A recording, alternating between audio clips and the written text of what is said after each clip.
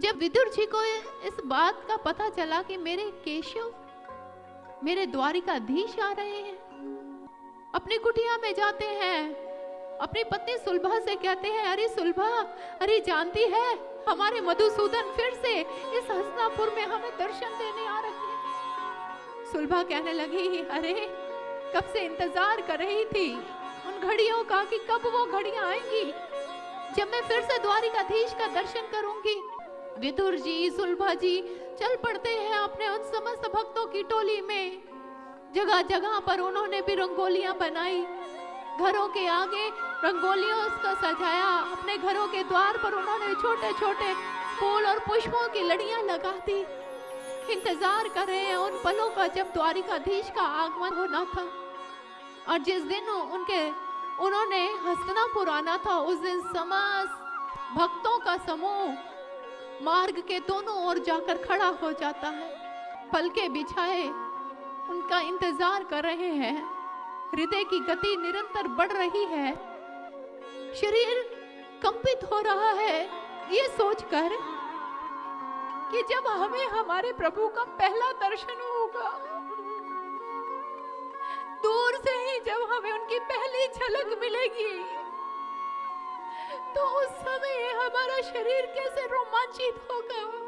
हम हंसेंगे या रोएंगे, हम शून्य में चले जाएंगे या खुशी से नाचने लग जाएंगे, किसी को कुछ समझ नहीं आ रहा।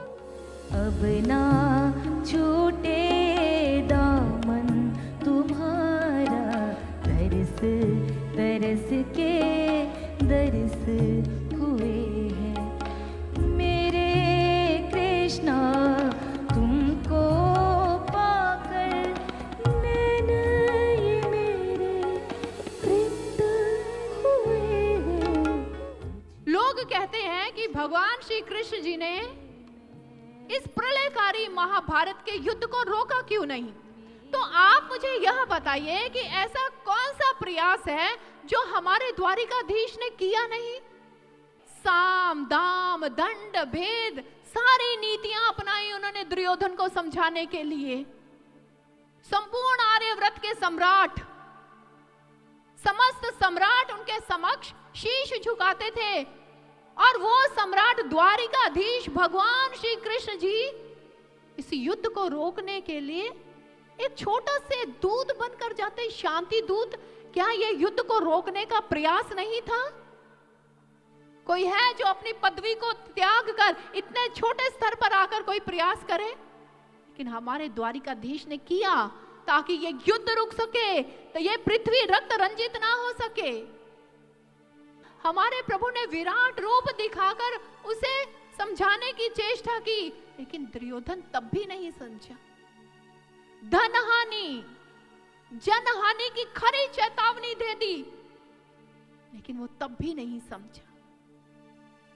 जब हमारे प्रभु ने देखा सारी नीतियां अपनाने के बावजूद भी ये आताताई दुर्योधन समझने का प्रयास नहीं कर रहा है, तो उस समय प्रभु ने यह कठोर निर्णय लिया कि अन्य समाज को सुरक्षित करने के लिए, समाज में पुनः धर्म की स्थापना करने के लिए कौरवों जैसे गले सड़े अंग को समाज से काटकर खत्म करना पड़ेगा।